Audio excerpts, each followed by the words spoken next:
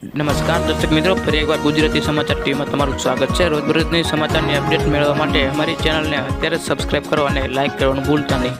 વિધાનસભામાં પ્રસ્તુતિ ચાલી રહી છે, જેમાં સરકારે ખેડૂતોના ફાયદાની વાત કરી હતી। જીએસટીનો સીધો ફાયદો હવે ખેડૂતોને પણ થવા જઈ રહ્યો છે, જેમાં કૃષિ નજરો અને જીએસટીનો ઘટાડો કરવામાં ખેડૂતોની કૃષિ યાંત્રિકરણ માટેનો સાધન અને યોજાયેલા સત્તા ભાવે ઉલ્લેખ થશે। હવે 12% જીએસટી અને ઘટાડીને 5% કરવામાં આવ્યો છે। ખાતર, જંતુનાશક દવાઓના ખેડૂતોને ખેતીના સાધનો હવે પર 5% જીએસટી લાગે છે, જેનો ફાયદો સીધો ખેડૂતોને થાય છે। સત્યવતી રાજા હરિચંદ્ર મરણોત્તર સહાય યોજના હેઠળ અનુસૂચિત જાતિ ગરીબ પરિવાર અને તેમના કુટુંબ સભ્યોના મૃત્યુ અને અષ્ટશ્રી મરણોત્તર ક્રિયા માટે નાણાકીય સહાય કરવામાં આવે છે। આ યોજના હેઠળ હેતુ છે કે નબળી આર્થિક પરિસ્થિતિઓ હોવા છતાં પણ પરિવારનો અંતિમ સંસ્કાર કરવો મુશ્કેલી ન બને તે સહાય માટે યોગ્ય દસ્તાવેજ રજી કરવામાં પડે છે।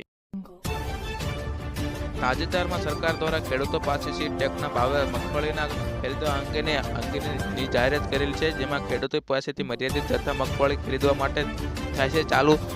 ચાલુ ચોમાસાની સિઝનમાં અમરેલી જિલ્લામાં સહિત સમગ્ર ગુજરાતના ખેડૂતો દ્વારા ખૂબ જ મોટા પ્રમાણમાં વાવેતર કરવામાં આવ્યું છે, જેમાં નાના ખેડૂતો પણ 150થી પણ વધુ મગફળીનું ઉત્પાદન થયેલ છે। જેથી ખેડૂતો દીઠ ટેકના ભાવે મગફળી ખરીદવાની મર્યાદા નક્કી કરી છે, તેમાં વધારો કરી ખેડૂતો દીઠ 200 મણની મર્યાદા કરવામાં આવી છે। ધારાસભ્યો મહેશ કરવાળા અને એજી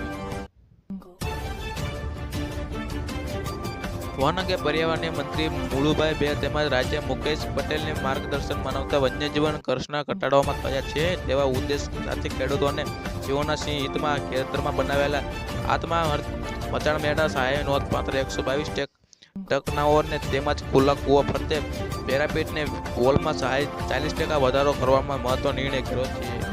આ વિસ્તારના ખેડૂતો ખેતરમાં બનાવવામાં આવતા મચાણ સહાય આપવામાં યોજના હેઠળ રાજ્ય સરકાર દ્વારા 2018થી અમીર બનાવવામાં આવી રહી છે। જે વન અને પર્યાવરણની વિભાગની મર્યાદા જણાવ્યું છે કે ખેતરમાં બનાવવામાં આવતા મચાણ મેળા સહાયમાં 122% તેમજ ખુલ્લા કૂવા અને ફરતે પેરાપીટ બનાવેલી સહાય